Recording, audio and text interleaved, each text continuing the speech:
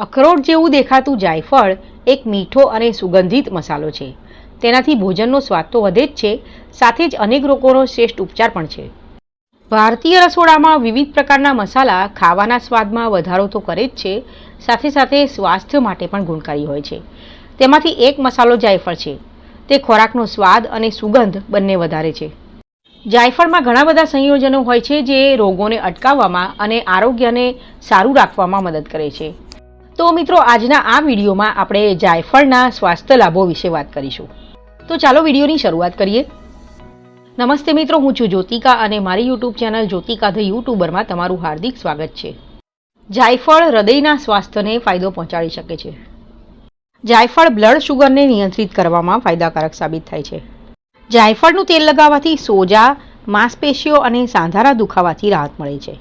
આયુર્વેદ પ્રમાણે એક ચપટી જાયફળના પાવડરને 1 ગ્લાસ ગરમ દૂધમાં ભેળવીને રાત્રે સૂતા પહેલાં પીવું જોઈએ. તેમાં થોડી બદામ અને ઇલાયચી પાવડર પણ ઉમેરી શકો છો. તે પાચનમાં મદદ કરે છે.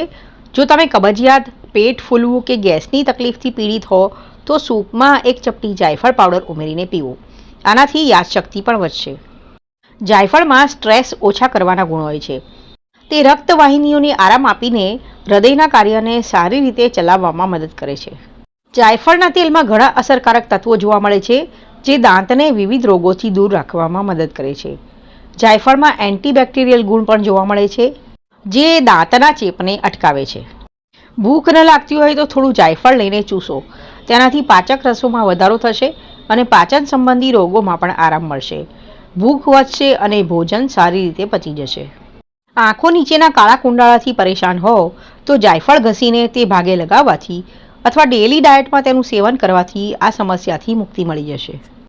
જાયફળ સ્કિન માટે ખૂબ જ સારું માનવામાં આવે છે.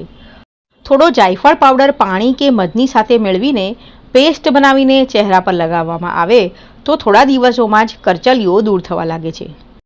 ઘણા લોકોને ઉનાળામાં પણ શરદી અને ઉધરસની સમસ્યા રહે છે, તો તેનાથી છુટકારો મેળવવા માટે તમે જાયફળ અને લવિંગમાંથી બનેલી ચા પી શકો છો. કફ, શરદી જેવી સમસ્યાઓમાં રાહત આપવામાં તે અસરકારક છે. તેમાં એન્ટીઓક્સિડન્ટ ગુણ હોય છે જે ફ્લૂથી પણ બચાવે છે. પ્રાચીન કાળથી લવિંગ અને જાયફળ જેવા મસાલાનો ઉપયોગ ફર્ટિલિટી વધારવા માટે કરવામાં આવે છે.